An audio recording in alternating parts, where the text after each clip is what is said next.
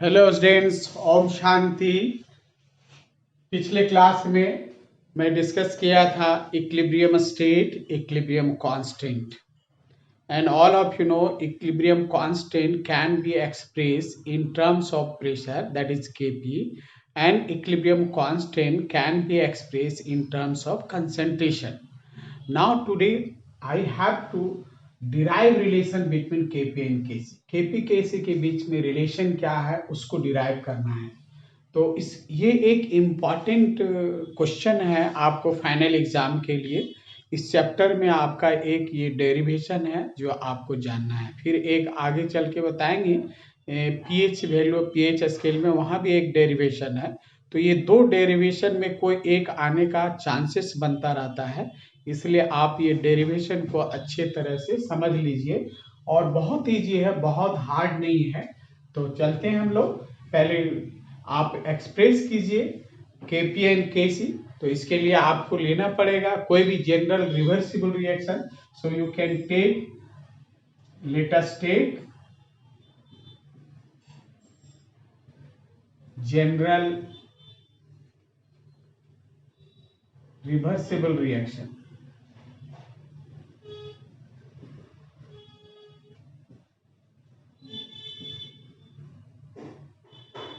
That is A plus B, small a small b, and C small c plus D and small d. So this is the reversible process. So equilibrium constant always expressed in equilibrium state. So you can write the at equilibrium state you can write here Kc equals, पहले product लिखते हैं तब आप लोग reactant को हम लोग लिखते हैं product of active masses of products and power raise over it equal to its stoichiometric coefficient. Okay students, now small a small b. So you can write here equation number 1, and suppose that reaction occurs in gaseous state, means the reactant and product remain in gaseous state. So equilibrium constant can be expressed in terms of pressure. So you can write here again, in gaseous state for same reaction you can write here Kp equals partial pressure of C small c and partial pressure D small d, and by partial pressure A to the power A and partial pressure B to the power small b, and you can write here equation number 2.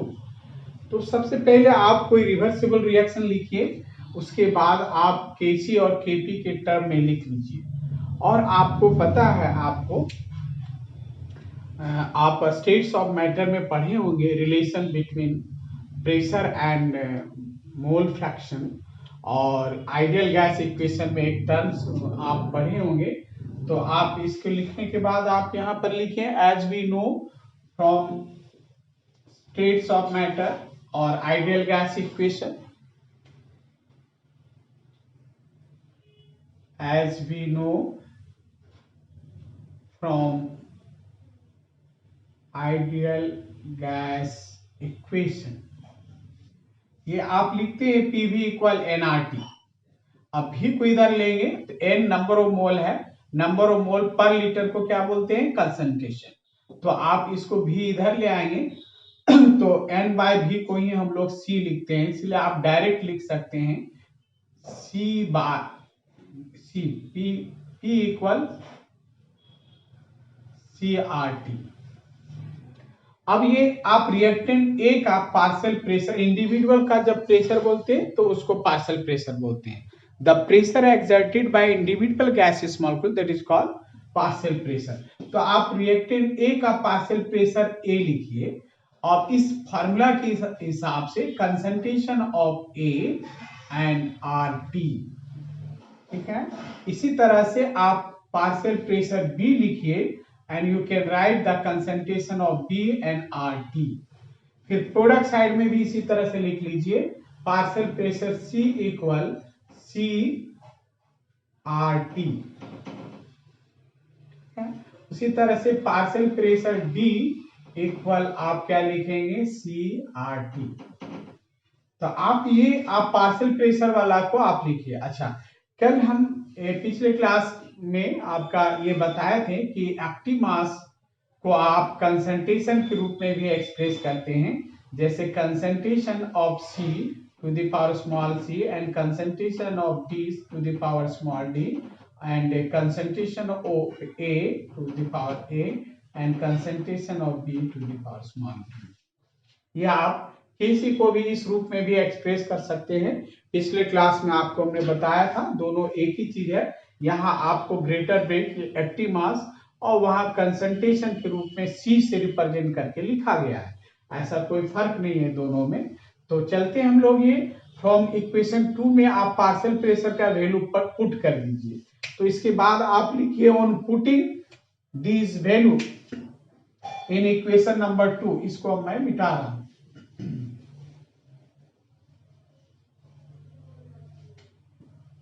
On putting these value into equation 2, तो आप equation 2 में आप put कर दीजिए Kp equal क्या लिखेंगे partial pressure C की जगह में एंड पावर C है तो पार्शियल प्रेशर C आप क्या लिखें CRT and to the power C हो गया।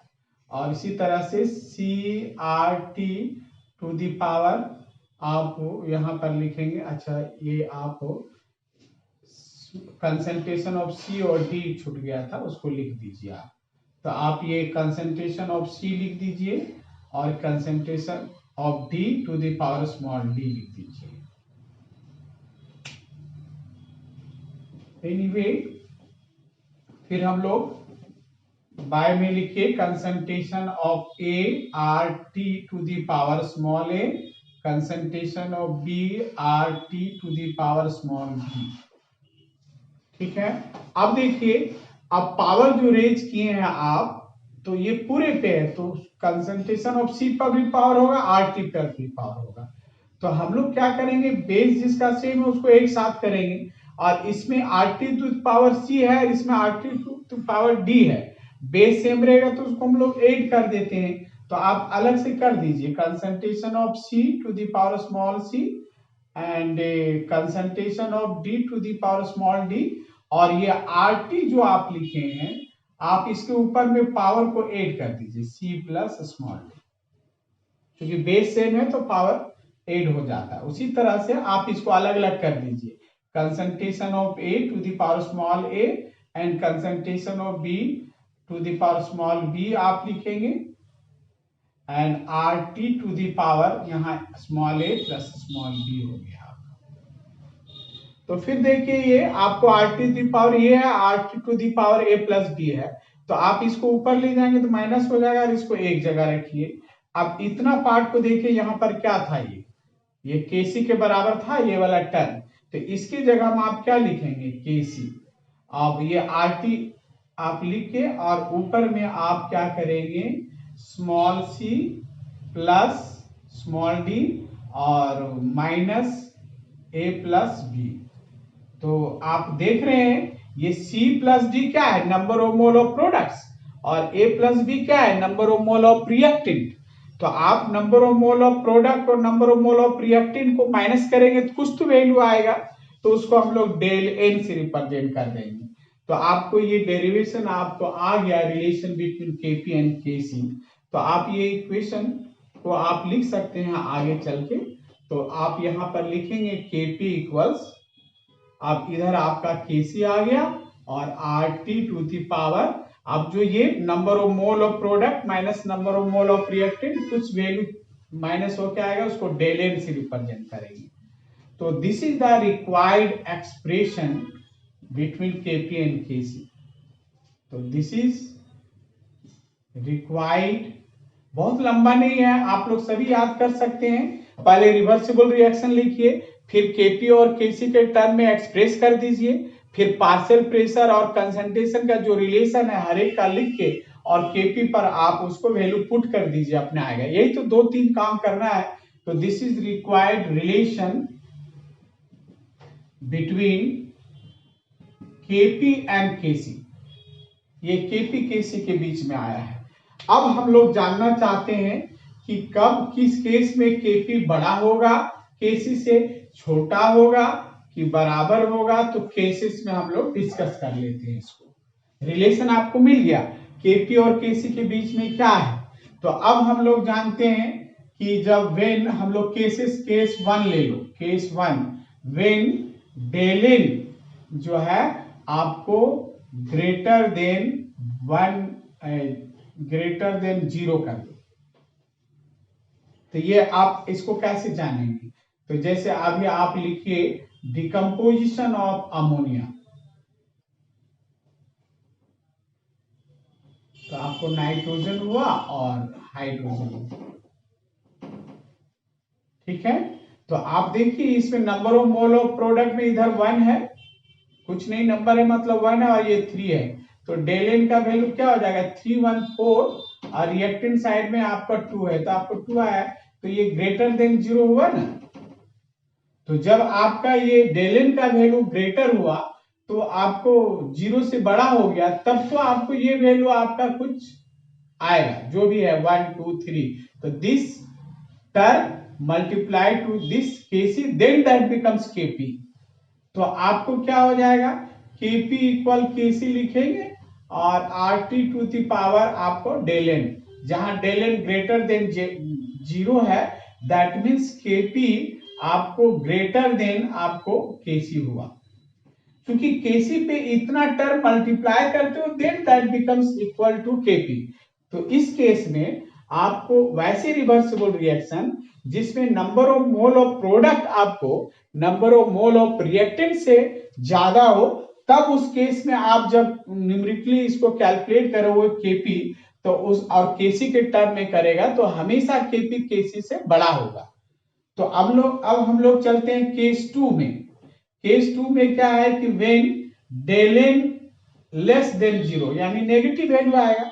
उसके लिए आप एग्जांपल देख लीजिए, आप जैसे मान लो PCl3 एंड PCl2 को रिएक्ट करते हो तो PCl5 बनता है, तो आपका प्रोडक्ट साइड में 1 हुआ, तो डेल एन का वैल्यू 1 और माइनस क्या हो जाएगा 1 1 2, तो ये क्या हो गया -1, तो 0 से कम हो गया।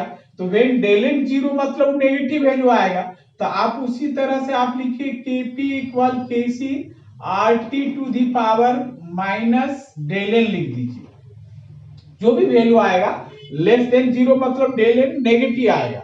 तो अब देखिए इसके ऊपर में पावर नेगेटिव है, अब नीचे जाएगा तो पॉजिटिव हो जाएगा, तो केसी बराबर लिखेंगे R T to the power del N. अब इसको क्रॉस मल्टीप्लाई कर दीजिए, तो यहां अब रिवर्स केस में आ गया,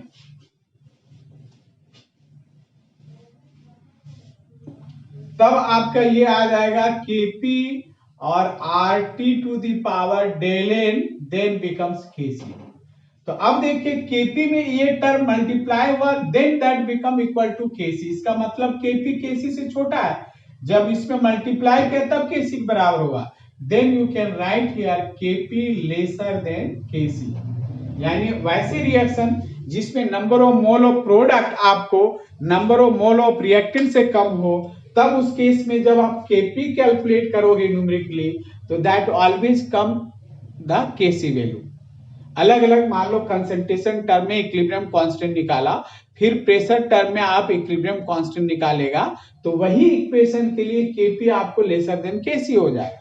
अब ऐसा भी इक्वेशन मिलेगा रिवर्सिबल जिसमें डेल एन 0 होगा, तो डेल एन 0 कब होगा, तो यहां लिखो व्हेन डेल एन इक्वल 0, तो इसके लिए इक्वेशन लिख लीजिए फॉर्मेशन ऑफ हाइड्रोजन आयोडाइड, ये रिवर्सिबल रिएक्शन है। तो आपको प्रोडक्ट साइड में भी 2 मोल है, रिएक्टेंट में 1 1 2 है, तो इसका डेल एन वैल्यू निकालोगे 2 - 2 यानी 0 हो गया। तब अब यहाँ डेल एन का वैल्यू 0 रखेगा, तब क्या हो जाएगा KP equal KC R T to the power del N पे आप 0 रख दिया, तो किसी भी टर्म के ऊपर 0 है तो 1 के बराबर हो गया, तो तब क्या मिला केपी इक्वल केसी।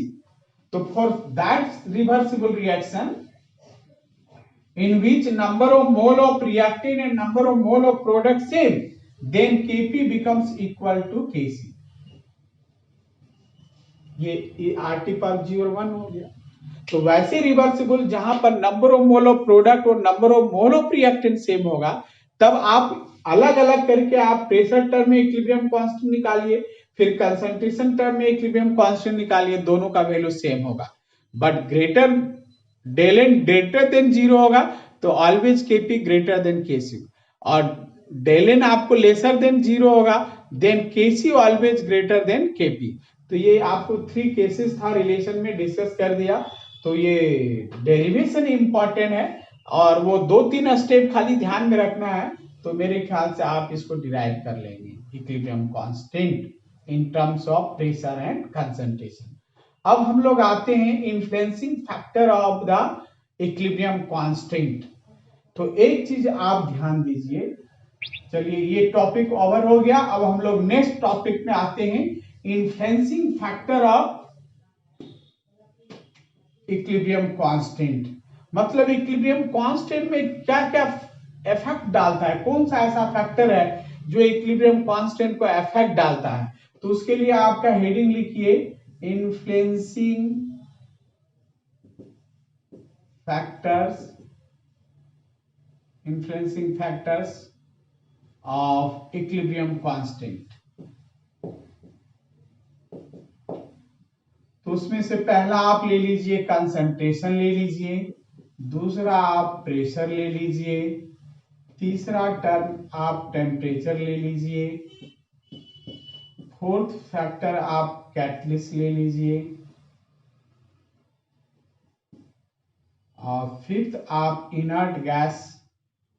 बहुत सा chemical reversible reaction inert gas के प्रेजेंस में कराया जाता है, तो उसका क्या इफेक्ट पड़ेगा, इनर्ट गैस। ठीक है, तो जो इसका आपका इफेक्ट पड़ेगा प्रेशर का, वही चीज आपका इनर्ट गैस। क्योंकि इनर्ट गैस जब डालते हो तो गैसियस मॉलिक्यूल वहां प्रेशर बनाता है, तो जो प्रेशर का जो इफेक्ट पड़ेगा सो यहाँ पर पड़ेगा। तो मेनली यही 4 है, concentration, pressure, temperature and catalyst. ठीक है, तो अब आप ध्यान दीजिए, कोई भी रिवर्सिबल रिएक्शन, एक रिवर्सिबल रिएक्शन लेके मैं समझाना चाह रहा हूं कंसंट्रेशन टर्म को।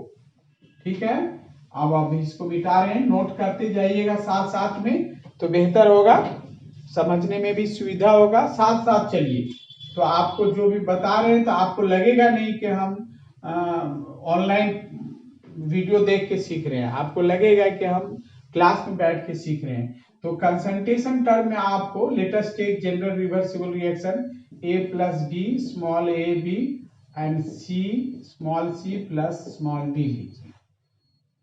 2-3 प्रोडक्ट भी ले सकते हो, तो अननेसेसरी टाइम वेस्टिंग होगा लिखने में, इसलिए 2 रिएक्टेंट 2 प्रोडक्ट में लिखा। तो कंसंट्रेशन टर्म में आपको, तो इक्विलिब्रियम कांस्टेंट हमेशा इक्विलिब्रियम स्टेट में एक्सप्रेस होता है। इक्विलिब्रियम कांस्टेंट कब डिफाइन किए थे, जब इक्विलिब्रियम स्टेट Rf = Rb था, forward reaction becomes backward reaction, तब इक्विलिब्रियम कांस्टेंट आता है। मान लो इक्विलिब्रियम स्टेट में आया नहीं है, तब इक्विलिब्रियम कोएफिशिएंट बोलते हैं उसको, और जिसको हम Q से रिप्रेजेंट करते हैं। जैसे ये रिवर्सिबल रिएक्शन हो रहा है और A और B आपको रिएक्ट कर रहा है, C और D बन रहा है, तो आप जब इसमें आप लिखेंगे कि प्रोडक्ट बाय रिएक्टेंट, तो चूंकि वो इक्विलिब्रियम स्टेट मेंटेन किया नहीं है, इक्विलिब्रियम मेंटेन करने से तो हम लोग K लिख देते हैं इन टर्म्स ऑफ कंसंट्रेशन या प्रेशर। ठीक है, लेकिन जब इक्विलिब्रियम मेंटेन नहीं है तो वो इक्विलिब्रियम कोएफिशिएंट को Q से रिप्रेजेंट करते हैं on product of active masses of products, जिसके पावर हम स्मॉल d करेंगे, और ये आपको लिखेंगे स्मॉल a एंड स्मॉल। ठीक है, तो ये आपको देखिए, जैसे आपको ये डिपेंड करता है, ये Q का वैल्यू क्या डिपेंड करता है। यदि Q आपको 1 के बराबर हो जाएगा, तो इसका मतलब क्या हो गया, इक्विलिब्रियम की ओर जा रहा है, इक्विलिब्रियम हो गया। लेकिन हो सकता है Q का वैल्यू आपको ग्रेटर देन 1 हो गया, इसका मतलब क्या हुआ, इक्विलिब्रियम कोएफिशिएंट का। अभी देखो, हमको बताना है एक influencing factor of equilibrium constant Kc और Kp के बारे में। लेकिन थोड़ा हम अलग से डिस्कस कर दे रहे हैं। जब इक्विलिब्रियम मेंटेन नहीं हुआ और जब हम प्रोडक्ट बाय रिएक्टेंट लिखेंगे तब हम वहां पर इक्विलिब्रियम कोफिशिएंट बोलते हैं। और ये हम थोड़ा समझाना चाहते हैं। मान लीजिए ग्रेटर देन 1 कब आएगा? जब ऊपर वाला कम होगा और नीचे वाला वैल्यू ज्यादा होगा। तो इसका मतलब प्रोडक्ट साइड से रिएक्टेंट साइड में नंबर ऑफ मोल ज्यादा है और वो हमेशा वो फॉरवर्ड रिएक्शन प्रोसीड करेगा। तो forward reaction will be proceed या proceeding, forward reaction is proceeding. ये थोड़ा हम अलग से थोड़ा समझा रहे हैं, इसको समझ लो, साथ साथ हो जाएगा।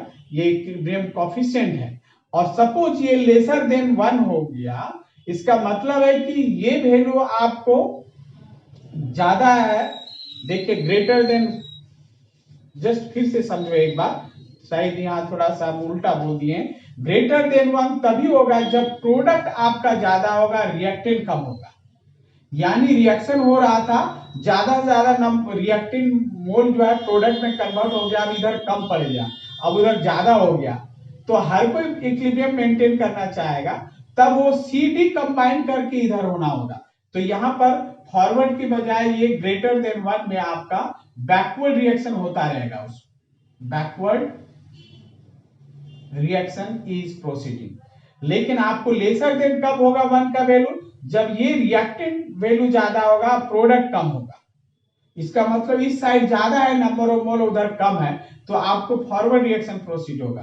तो यहां पर लिखेंगे फॉरवर्ड रिएक्शन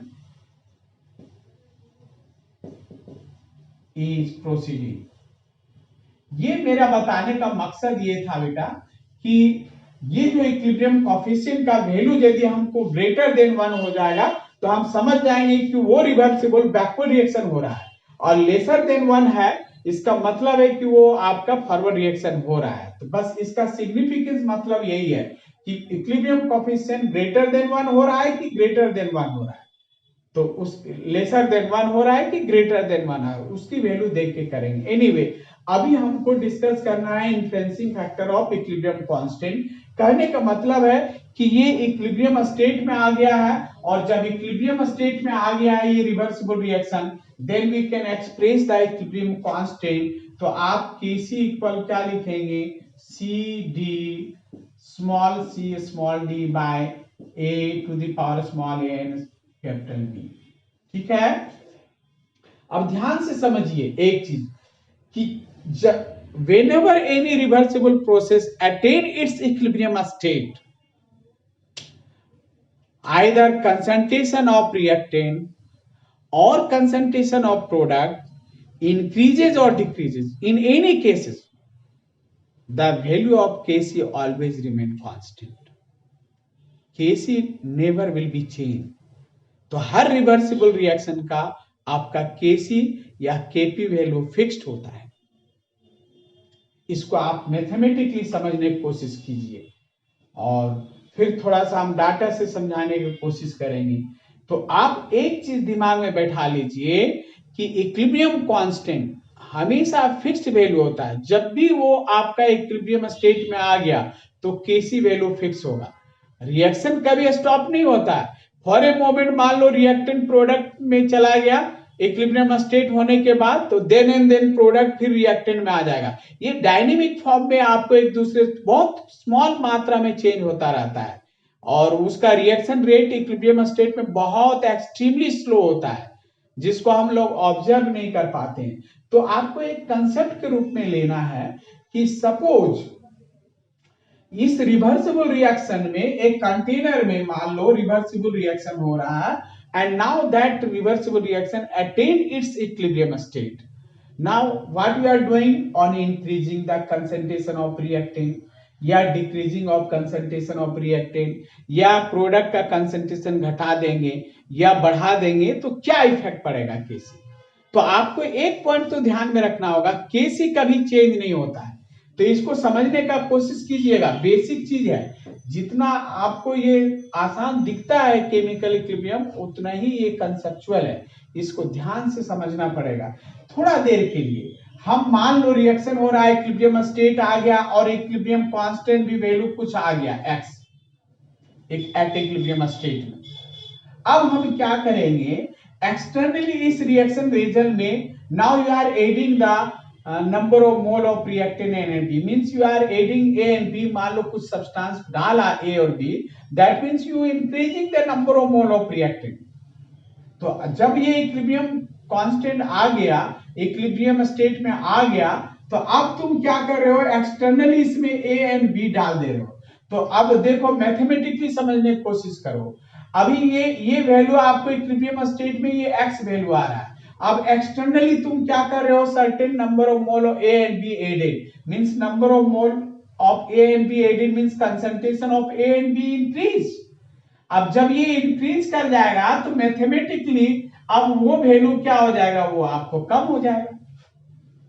मैथमेटिकली समझना है। जब एक्सटर्नली डाला तो कंसंट्रेशन ए भी बढ़ गया, जब बढ़ गया तो आपको क्या होगा, केसी का वैल्यू क्या हो जाएगा, घट जाएगा। लेकिन हम तुमको क्या बोले कि केसी का वैल्यू या केपी कभी चेंज नहीं होता है, वो फिक्स होता है।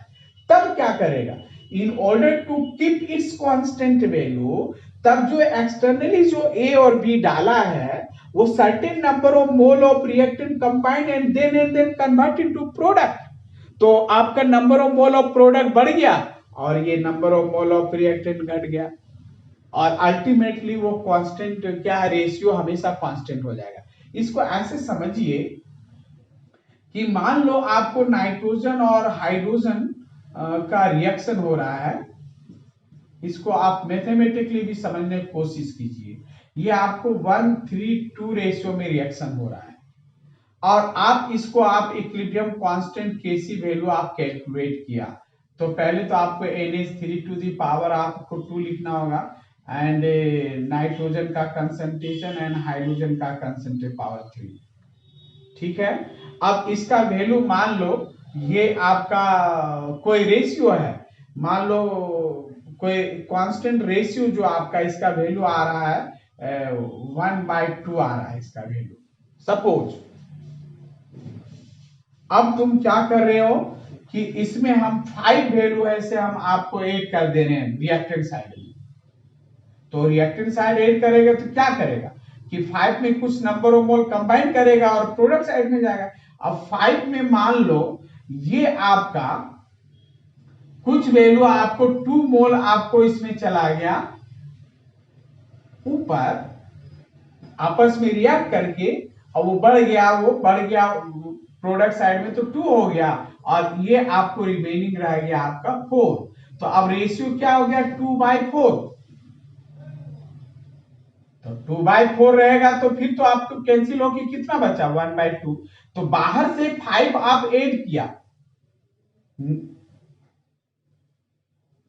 इस वैल्यू में डिनोमिनेटर में, तो आपको आउट ऑफ 5 में आपको 2 मोल उधर चला गया, बाकी इसमें आपका 2 मोल इधर रह गया। तो 2 and 2 + 4 हो गया और ऊपर में 2 चला गया। अब ये मत सोचना कि 5 आप डाल रहे हैं तो 2 ऊपर गया तो बचा आपको 2, यहां पर बोल रहे हैं तो आपको तो 3 होना चाहिए। रिएक्शन हमेशा सर्टेन रेशियो में होता है। जैसे ये 1 मोल ये नाइट्रोजन और 3 मोल हाइड्रोजन कंबाइन करते तो यहाँ 4 मोल थोड़ा बन रहा है, वो तो 2 मोल बन रहा है। तो ऐसा मत मैथमेटिकली समझ लेना कि 5 मोल ऐड कर रहे हैं तो 2 ऊपर चला गया, 2 कैसे होगा, यहाँ 3 होना चाहिए, ऐसा नहीं सोचना है। तो जैसे हमारा कहने का मतलब है कि सर्टेन नंबर ऑफ मोल आपको डिनोमिनेटर में आप डाला, आप उसमें से कुछ रिएक्ट करके कुछ number of mole product side चला गया, न्यूमरेटर 1 के बजाय 2 हो गया, और रिमेनिंग आपको जो बचा आपको डिनोमिनेटर वो आपको 2 एक्स्ट्रा ऐड हो गया। पहले 2 था और 2 तो 4, तो 2/4, तो फिर तो रेशियो वही रहा। वही चीज यहां होता है कि जैसे whenever the number of mole of reactant added to the reaction vessel, then वो उसमें क्या होगा, एडेड रिएक्टेंट में कुछ कंबाइन करेगा और ऊपर प्रोडक्ट साइड में चला गया, तो ऊपर वाला वैल्यू बढ़ा देगा और नीचे वाला घट गया, और अल्टीमेटली दोनों का रेशियो कांस्टेंट रहेगा, जो अभी हम समझा रहे थे। तो इसका मतलब ये कंक्लूजन में क्या निकला कि कंसंट्रेशन ऑफ रिएक्टेंट को बढ़ाने से आपको ए और बी कंबाइन करके सी डी बनने लगा, यानी फॉरवर्ड रिएक्शन प्रोसीड हुआ। क्यों हुआ? In order to keep its constant value, KC को कांस्टेंट बनाए रखने के लिए ये ऐसा हुआ रिएक्शन। केसी चेंज नहीं हुआ, उसके बदले में रिएक्टेंट ही आपस में रिएक्ट करके प्रोडक्ट साइड में बनने लग गया, ताकि ऊपर वाला न्यूमरेटर पार्ट बढ़ा दिया और अपने में थोड़ा कुछ घट गया। तो इस तरह से एक कांस्टेंट होता है। फिर आप इसका रिवर्स में आप लीजिए कि आप जब प्रोडक्ट को आपका कंसंट्रेशन बढ़ा देते हो तो कैसे बढ़ा दोगे? मान लो रिएक्शन वेसल में प्रोडक्ट रिएक्टेंट है, बाहर से सी और डी डाल दिया, तो जब बाहर से एक्सटर्नली सी डी डाल दिया मतलब क्या कि कंसंट्रेशन ऑफ प्रोडक्ट इंक्रीजेज। तब क्या हो गया? न्यूमरेटर पार्ट बढ़ गया, ये घट गया थी तो एक्स से वैल्यू बढ़ जाएगा, लेकिन बढ़ने नहीं देगा। उसके लिए क्या करेगा? जो एक्सटर्नली बढ़ाया सी डी कब कुछ कंबाइन करेगा और ए बी में कन्वर्ट कर जाएगा। तो ऊपर कुछ घटा, नीचे कुछ बढ़ गया और अल्टीमेटली दोनों का रेशियो कांस्टेंट बना रहा। ठीक है, तो उस वक्त में बैकवर्ड रिएक्शन हुआ। अब मान लो कि हम रिएक्टेंट का कंसंट्रेशन घटा दे, रिएक्शन वेसल से ए और बी कुछ निकाल लिया, तो ये निकाल लेगा तो ये बढ़ जाएगा, ये कम जाएगा, तब उस हिसाब से ये वैल्यू बढ़ जाएगा एक्स से, लेकिन बढ़ने नहीं देगा। जैसे इधर कम होगा उसको कंपनसेट कर ले, कुछ सी डी कंबाइन करेगा और ए बी में कन्वर्ट होगा, उधर कम हुआ इधर थोड़ा बढ़ा और रेशियो कांस्टेंट रहेगा। तो कहने का मतलब जब कोई रिवर्सिबल रिएक्शन में कंसंट्रेशन ऑफ रिएक्टेंट को बढ़ाते हो या कंसंट्रेशन ऑफ प्रोडक्ट को घटाते हो, मान लो घटा दिया, रिएक्शन वेसल से सी और डी निकाल दिया, तो सी डी निकल गया तो इसका वैल्यू न्यूमरेटर घट गया, तब क्या करेगा? घटने नहीं देगा, ए भी कुछ कंबाइन करेगा। पहले तो इक्विलिब्रियम मेंटेन था, लेकिन अब चूंकि उधर कम गया, सी डी निकाल दिया, तो ए और बी कुछ कंबाइन करेगा और सी डी बना देगा, उधर बढ़ा देगा, अपने कुछ कम हो गया, अल्टीमेटली कांस्टेंट। तो ये कंक्लूजन में यही हुआ कि on increasing the concentration of reactant or decreasing the concentration of product, the forward reaction proceed so that Kc remain constant. या दूसरे वे में when the concentration of reactant decreases or concentration of product increases, the reaction shift towards left side, means backward reaction proceeds so that Kc remain constant. तो यही तो लिखना है कि किसका बढ़ने से क्या होता है, लेकिन हमेशा ये पॉइंट ध्यान में रखना है केसी कभी चेंज नहीं होगा, उसके बदले रिएक्शन ही खुद शिफ्ट करेगा लेफ्ट टू राइट या राइट टू लेफ्ट। अंडरस्टूड? तो आपको यहां पर लिखना होगा लैंग्वेज में या स्टेटमेंट में। तो ये आपको मैथमेटिकली समझाने का कोशिश किया मैंने, तो मेरे ख्याल से सब समझ गया होगा। तो लिखेगा और यहां पर लिखो as we know Kc or Kp for any reversible reaction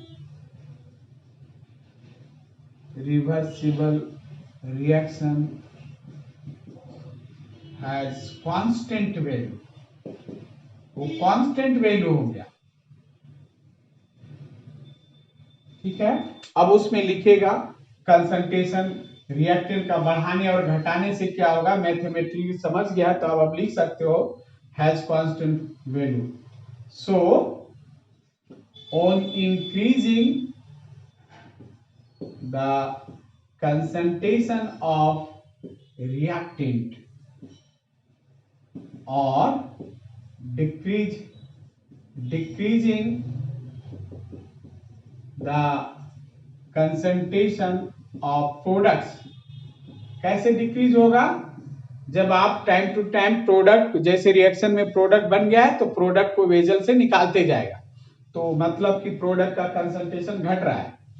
तो on decreasing the concentration of product the reaction shifts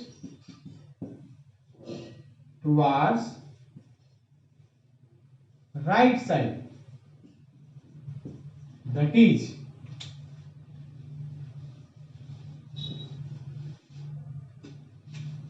is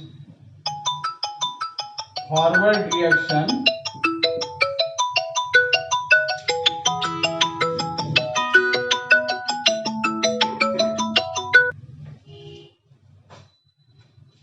forward reaction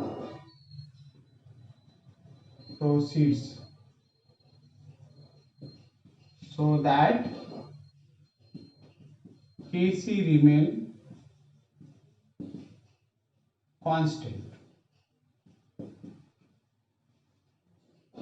उसी तरह से आप लिखेंगे और decreasing the concentration of reactant और increasing the concentration of product the reaction shift towards right side. Right side है तो वहां लेफ्ट साइड होगा, दैट इज फॉरवर्ड रिएक्शन। यहां आपका है तो वहां क्या हो जाएगा, backward reaction proceed so that KC remain constant and vice versa लिख लीजिए, एंड वाइस वर्सा। ठीक है, तो ये तो आपका हो गया केसी कंसंट्रेशन टर्म। अब आते हैं हम लोग प्रेशर टर्म।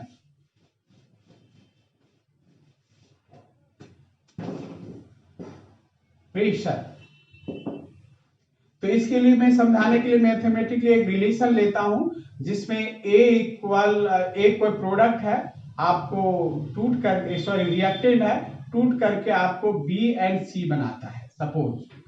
यानी ऐसा हम रिवर्सिबल लिए हैं जिसमें number of mole of product ज्यादा है देन रिएक्टेंट। तो इसको फिर हम जनरलाइज कर लेंगे, एक इक्वेशन लेके चल रहे हैं।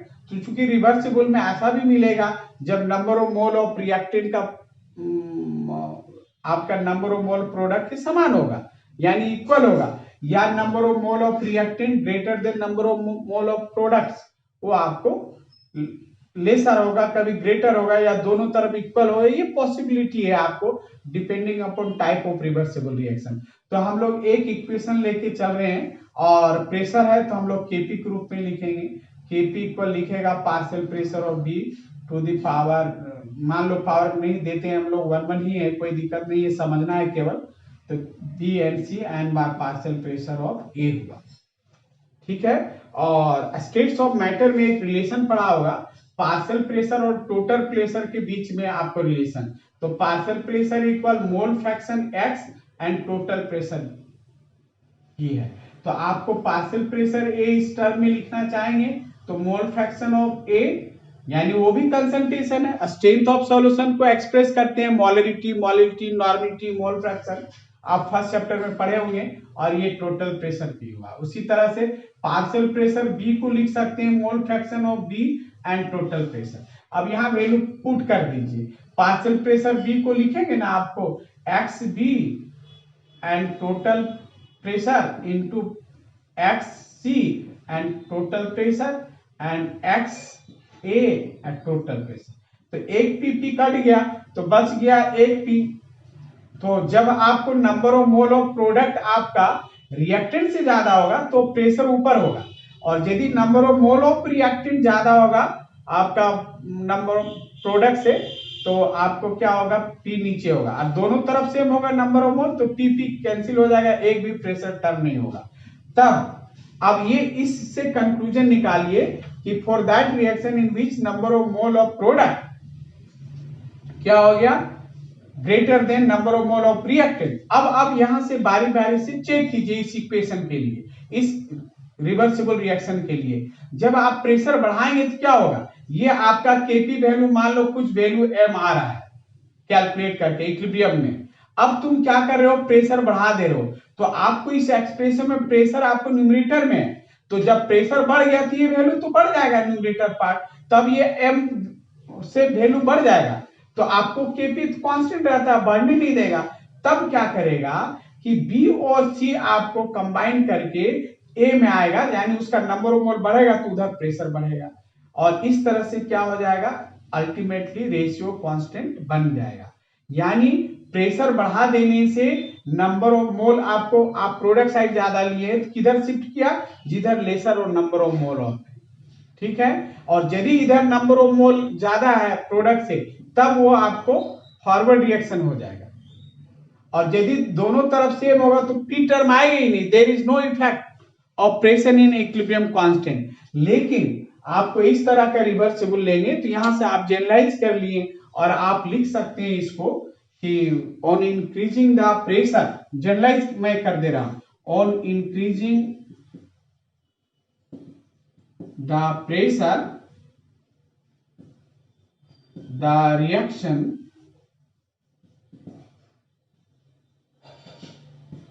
shifts towards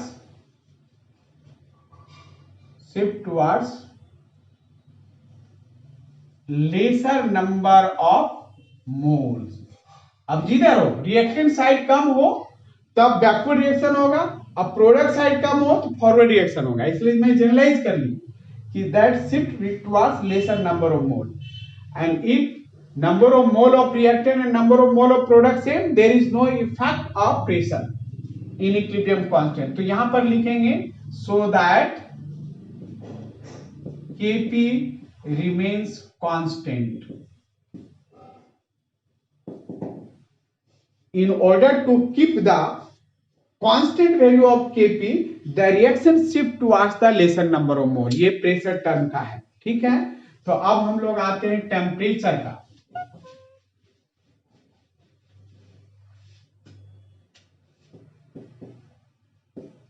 तो कोई भी रिएक्शन दो तरह से होता है थर्मली, एक्सोथर्मिक और एंडोथर्मिक. तो मान लो कि A प्लस बी और ये आप लिए आपको C प्लस डी और ये एक्सोथर्मिक है. आपको एक्सोथर्मिक के लिए प्लस क्यू लेते हैं. ऐसे हम लोग 11th स्टैंडर्ड में हम लोग इंथैल्पी चेंज में माइनस डेल एस लेते हैं. लेकिन आप नीचे क्लास से सीखते आ रहे हैं exothermic plus Q heat release हो रहा है, तो आप इसमें Kc बराबर लिखेंगे C D एंड Q. यहाँ एक टर्म ले लो राइट साइड वाला और इसको समझने की कोशिश करो. अब Kc कांस्टेंट है, अब इक्विलिब्रियम मेंटेन हो गया, इसका वैल्यू कोई भी